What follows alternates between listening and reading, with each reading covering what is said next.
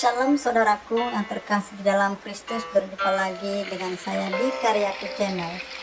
Saya percaya kita semua dalam keadaan baik dan sehat-sehat saja. Mari kita tetap bersyukur kepadanya karena kasih anugerah Tuhan menyertai kita. Dan mari kita tetap membaca dan merenungkan firman itu supaya kita semakin kokoh menghadapi kehidupan yang dianugerahkan Tuhan bagi kita. Kali ini kita membahas tentang bertemakan kita menjadi anak-anak terang. Kamu adalah terang. Matius 5 ayat 14. Di sini dikatakan kamu adalah terang dunia. Kota yang terletak di atas gunung tidak mungkin tersembunyi.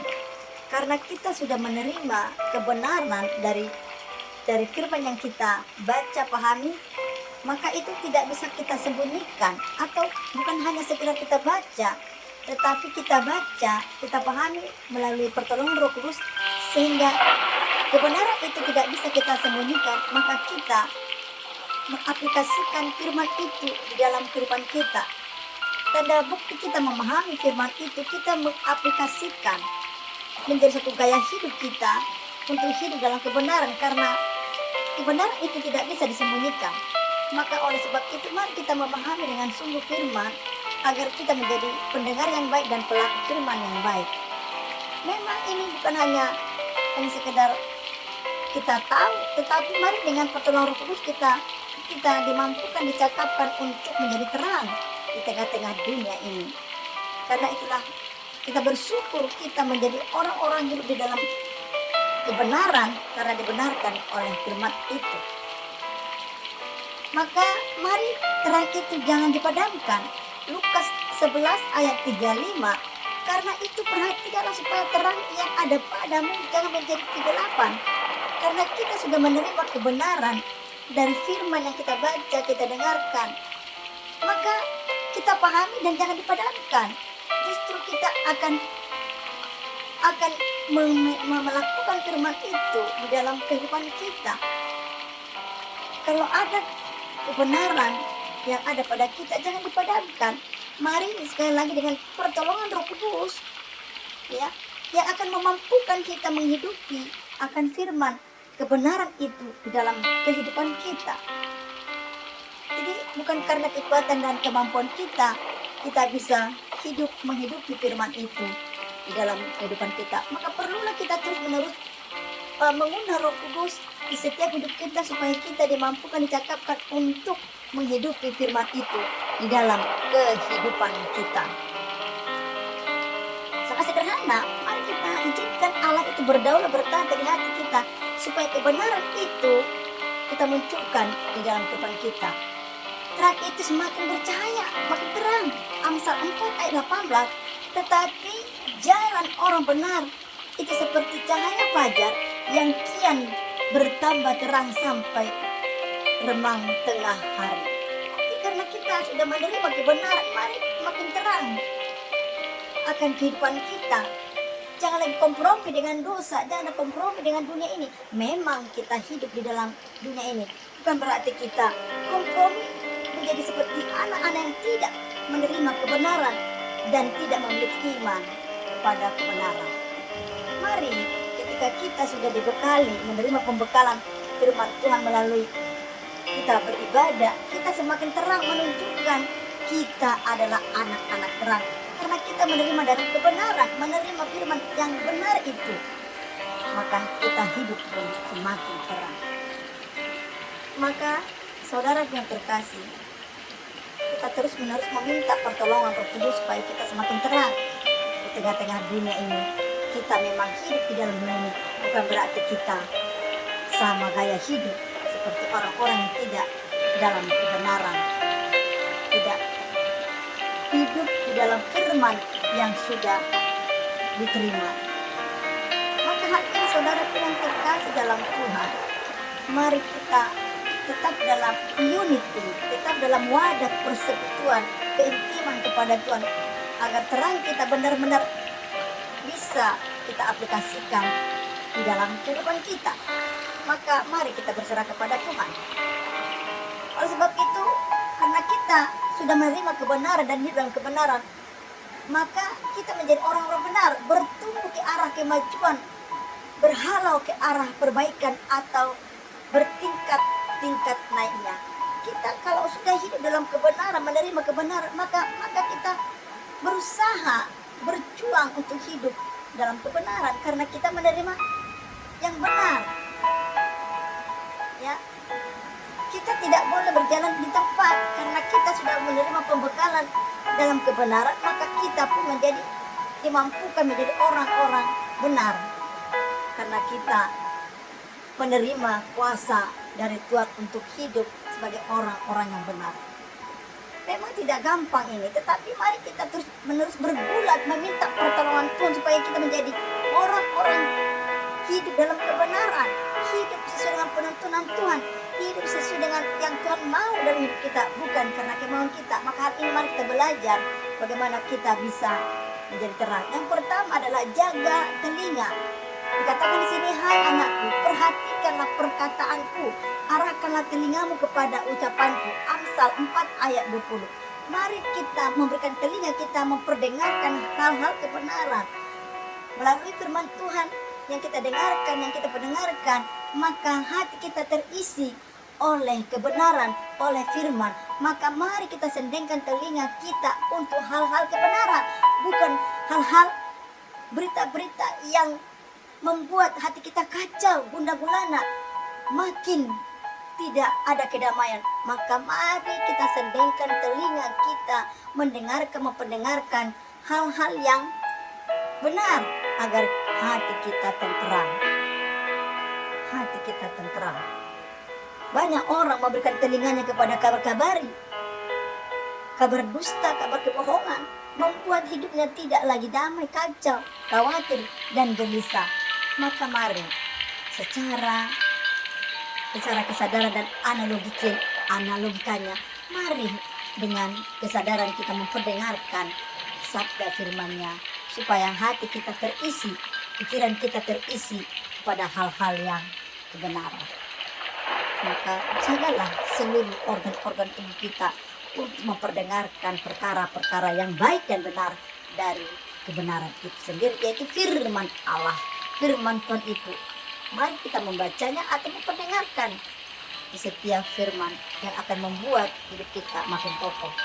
Maka di Amsal yang 15:31, orang yang mengarahkan telinganya kepada teguran yang membawa kepada kehidupan akan tinggal di tengah-tengah orang bijak.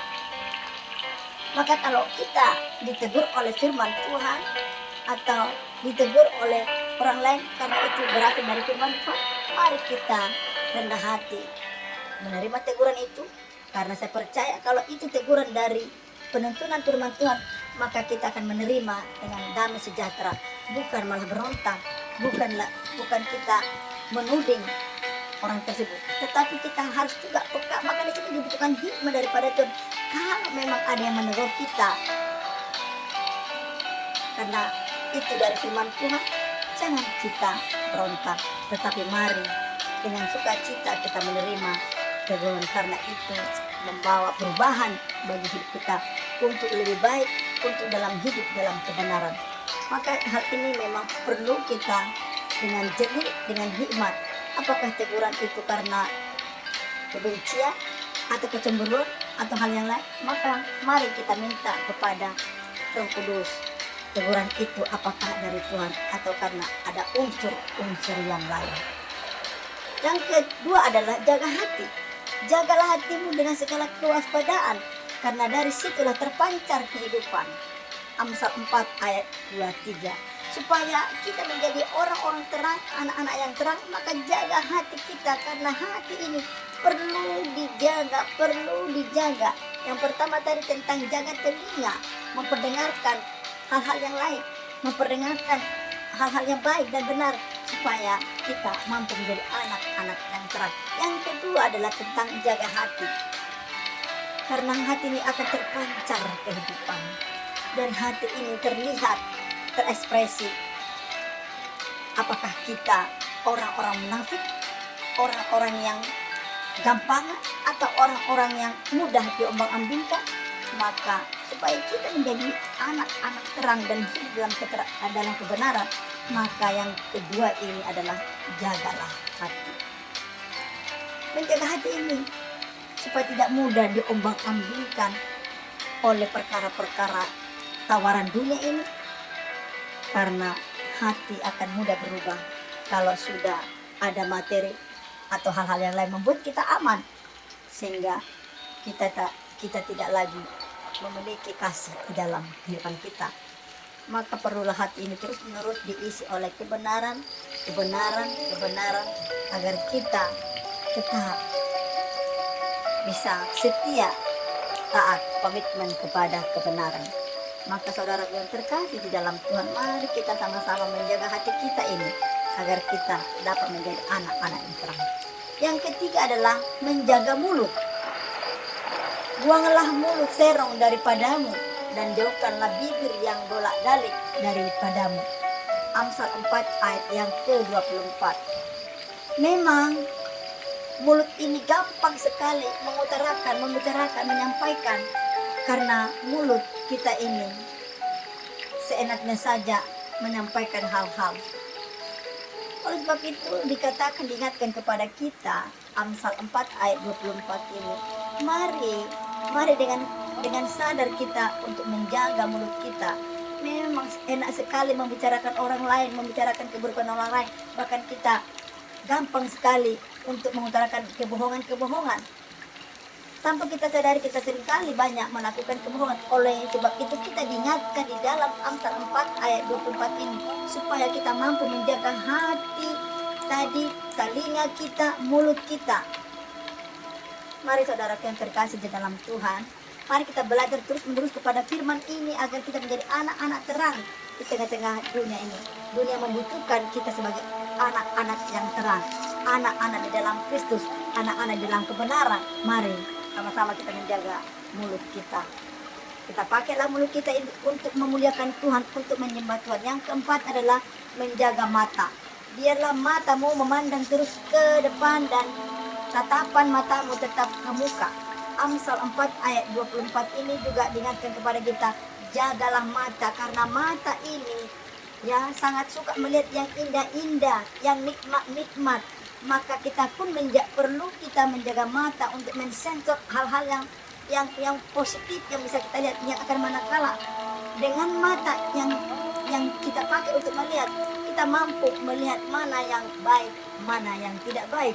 Oleh sebab itu mari kita menjaga mata kita ini agar tidak tercemari oleh pandangan-pandangan yang membuat kita hilap, tergiur, dan terpesona oleh keindahan dunia ini. Saudara yang terkasih, mari cuci mata kita ini dengan kebenaran supaya kita fokus kepada rencana dan kehendak Tuhan dalam hidup kita.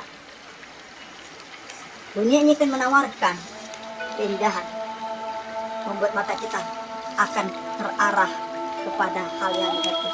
Tetapi mari kita sungguh-sungguh untuk bisa menjaga mata kita hal-hal yang positif dan baik. Dan juga yang kelima adalah agar kita bisa menjadi anak-anak terang, jaga langkah kita. Amsal 4 ayat 25, janganlah menyimpang ke kanan atau ke kiri, jauhkanlah kakimu dari kejahatan. Saudara terkasih, kehidupan zaman sekarang banyak orang melangkah ke hal-hal yang tidak berkenan, lebih suka melangkah kepada hal-hal yang menurut dia menyenangkan dirinya, menyenangkan hidupnya. Banyak kali remaja pemuda melangkah kepada kafe atau tempat-tempat hiburan. Maka mari kita menjaga langkah kita. Memang hidup ini kita menikmati, tetapi perlu kita memahami langkah yang mana harus kita ikuti. Karena lebih nyaman remaja sekarang atau pemuda atau orang tua melangkahkan kakinya mungkin ke diskotik, tempat hiburan, nongkrong atau apapun yang tidak berfaedah, hanya ingin memuaskan keinginannya, kemauannya. Maka jagalah langkah kita, jangan salah langkah kita di dalam kehidupan ini. Tidak salah kita menikmati dunia ini, tetapi mari kita memiliki kesadaran agar kita memahami langkah mana yang harus kita langkahi atau kita hidupi. Karena banyak orang salah langkah. menurutnya jalan itu lurus, padahal tidak lurus. Sudah ada peringatan rambu-rambu, tetapi langkahnya tidak dijaga, akhirnya di ujung perjalanan hidupnya ke jurang. Oleh sebab itu mari kita jaga langkah kita. Kemana langkah kita? Apakah langkah tempat hiburan atau maksiat atau apapun itu? Mari firman Tuhan ini mengingatkan bagi kita agar kita mampu menjadi anak-anak terang. Ada 5 hal yang perlu kita pahami. Jaga telinga, jaga mata, jaga hati, jaga mulut, dan jaga langkah hidup kita.